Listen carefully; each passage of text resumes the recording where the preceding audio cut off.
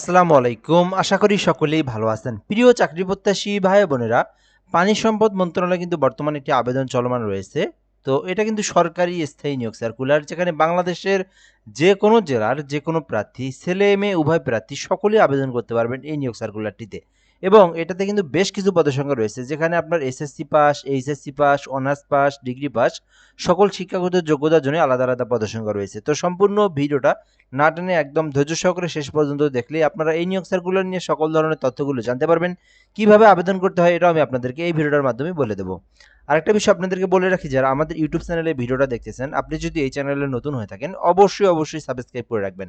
Facebook page রয়েছে job plus video, এখান থেকে যদি কেউ ভিডিওটা দেখে থাকেন পেজটি ফলো দিয়ে রাখবেন। তাহলে হবে কি, পরবর্তীতে যত নিয়োগ সার্কুলার আমরা আপলোড দেবো সবার আগে আপনি কিন্তু সহজেই চলে আসবে, আপনি দেখে নিতে পারবেন। পানি সম্পদ মন্ত্রণালয়ের নিম্নোক্ত পদসমূহে সরাসরি নিয়োগের জন্য পদের পাশে বর্ণিত শর্তে প্রকৃত বাংলাদেশী নাগরিকদের নিকট হতে অনলাইনে অ্যাপ্লিকেশনের জন্য আহ্বান করা যাচ্ছে। অর্থাৎ এটা হচ্ছে অনলাইনে আবেদন করতে হবে, বাংলাদেশের যে কোনো নাগরিকেরা আবেদন করতে পারবেন। প্রথমত পদের নাম 60 মুদ্রাক্ষরী কাম কম্পিউটার অপারেটর, এটা কিন্তু 13 গ্রেডে নিয়োগ দেওয়া হবে। 60 মুদ্রাক্ষরী কাম কম্পিউটার অপারেটর 13 গ্রেড, 10টি পদ রয়েছে। এখানে শিক্ষাগত যোগ্যতা চাওয়া হয়েছে স্নাতক অথবা ডিগ্রি, মানে অনার্স পাস অথবা ডিগ্রি পাস করলে আপনারা আবেদন করতে পারবেন। আর আপনারা জানেন 60 মুদ্রাক্ষরী কাম কম্পিউটারে আবেদন করতে শিক্ষাগত যোগ্যতার পাশাপাশি কম্পিউটারের টাইপের ভালো একটা দক্ষতা থাকতে হয়, দেন আবেদন করা যায়। এখানে 45 শব্দ বাংলা, ইংরেজিতে 76 শব্দ থাকলে আবেদন করতে পারবেন। দ্বিতীয় পদের নাম কম্পিউটার অপারেটর, এখানে কিন্তু মোট 13 গ্রেডে দুটি পদ রয়েছে। এটা হচ্ছে কম্পিউটার অপারেটর পদের নাম, 13 গ্রেড। শিক্ষাগত যোগ্যতা চাওয়া হয়েছে বিজ্ঞান বিভাগে স্নাতক অথবা ডিগ্রি, মানে যারা সায়েন্স ডিপার্টমেন্ট থেকে অনার্স অথবা ডিগ্রি পাস করেছেন, কম্পিউটার সম্পর্কে বেসিক নলেজ জানা থাকলে আবেদন করতে পারবেন। 3 নম্বর পদের নাম অফিস সহকারী কাম কম্পিউটার মুদ্রাক্ষরিক, 16 গ্রেড। এখানে 9টি পদ রয়েছে। মোটামুটি এই পদের সংখ্যাটা কিন্তু একটু বড়ই বলা চলে।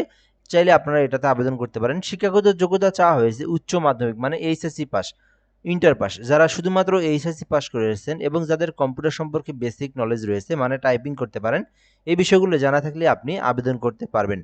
এর পরের পদটা কিন্তু অফিস সহায়ক পদ রয়েছে, এখানে 16টি পদ রয়েছে। এটা কিন্তু মোটামুটি বড় একটি পদ, 16টি পদ রয়েছে, 20তম গ্রেডে নিয়োগ দেওয়া হয়েছে।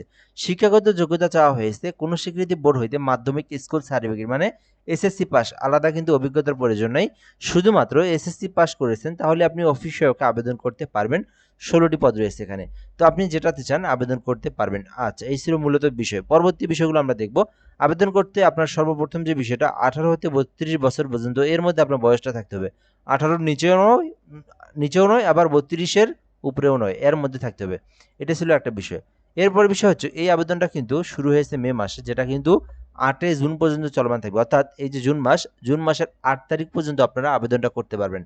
কিভাবে আবেদন করবেন এই বিষয়ে বলে দিচ্ছি। তো দুইটা পদ্ধতিতে আবেদন করতে পারবেন। নিজেরা যদি আবেদন করতে চান, নিজেদের ল্যাপটপ, কম্পিউটার, পিসি কোনো ডিভাইস থেকে থাকে, MOWR teletalk.com বিডি, এই যে লিঙ্কটা দেখতে পাচ্ছেন, এই লিঙ্কটা যে কোনো ব্রাউজারে গিয়ে সার্চ করলে আপনার সামনে ফর্ম চলে আসবে। ওই ফর্ম আপনাকে পূরণ করে আবেদনটা করতে হবে।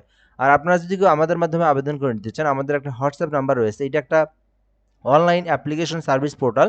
এখানে আপনি যোগাযোগ করে যে কোনো সরকারি চাকরির আবেদন ঘরে বসে একদম নির্ভুলভাবে করতে পারবেন। তো হোয়াটসঅ্যাপ নাম্বারটা আপনারা যোগাযোগ করতে পারেন যদি কেউ আবেদন করে নিতে চান আমাদের মাধ্যমে। আর আপনারা যারা নিজেরা আবেদন করবেন, লিঙ্কে প্রবেশ করে সকল তথ্য পূরণ করে আপনাকে আবেদনটা সাবমিট করার পরে আপনাকে একটা সরকারি ফি জমা দিতে হবে, যেটা কিন্তু গ্রেড অনুযায়ী দিতে হয়। তো 1 থেকে 3 এর মধ্যে কেউ আবেদন করলে তাকে 112 টাকা জমা দিতে হবে, এই যে 112 টাকা সর্বমোট। আর কেউ যদি 4 নম্বরে আবেদন করেন, মানে অফিস সহায়ক আবেদন করেন, তাকে 56 টাকা সরকারি ফি জমা দিতে হবে। এটা দেওয়ার প্রসেসটা কি সেটা বলে দিচ্ছি। MOWR স্পেস ইউজার আইডি, দেন 16322 নাম্বারটা দেখতেছেন, এই নাম্বারে সেন্ড করে দেবেন। পরবর্তীতে পিন নাম্বার দিয়ে আবার আপনারা 16322 নাম্বারে সেন্ড করে দিলে আপনার আবেদনের পেমেন্টটা কিন্তু সাকসেসফুলি সম্পন্ন হয়ে যাবে। তো চাইলে আবেদনটা করতে পারেন। পানি সম্পদ মন্ত্রণালয়ের নিয়োগ সার্কুলার, যেটা কিন্তু চলমান রয়েছে, 8 জুন পর্যন্ত চলমান থাকবে।